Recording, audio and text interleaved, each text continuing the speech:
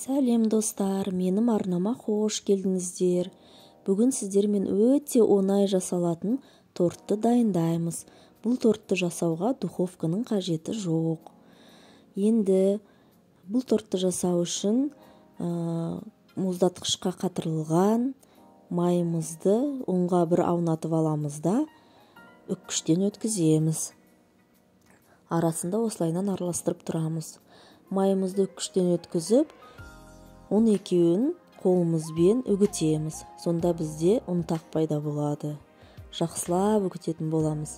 Әбден жаңағы біздің майымыз ұнмен жақсы араласу керек. Осылайынан қолымызбен үгітіп шығамыз. Енді осы дайын болған ұнтақтың үстіне қант қосып, оны да жақсылап үгітетін боламыз.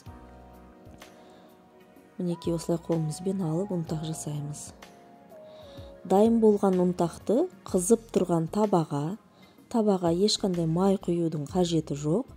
Қызып тұрған табаға салып, жақсылап араластыра отырып қуырамыз.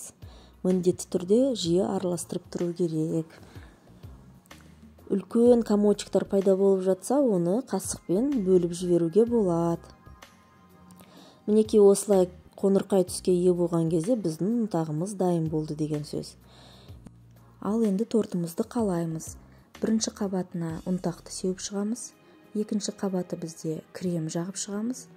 Крем мен қайнатылған кремді пайдаландым. Бұл кремнің рецебі менің YouTube каналымда бар. Бұл кремде өте қарапайым, қолда бар ингредиенттерден дайындалады. Кремімізді кондитерлік қапқа салып жаққанымыз дұрыс. Өйткені қасықпен жағатын болсақ, ұнтағымыз қасыққа жабысып қалады. Мінекей келесі қабат тағы да ұнтақ сеуіп шығамыз. Осылайынан қабат-қабатымен жинайтын боламыз тортымызды.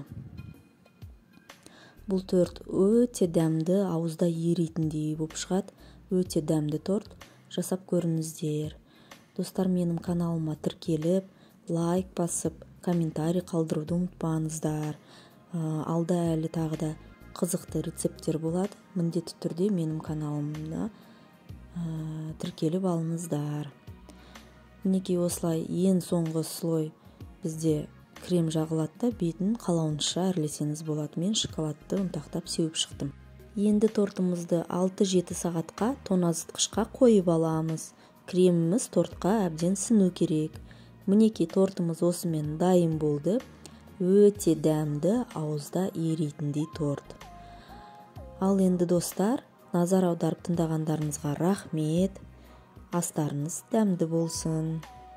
Қош сау болыңыздар.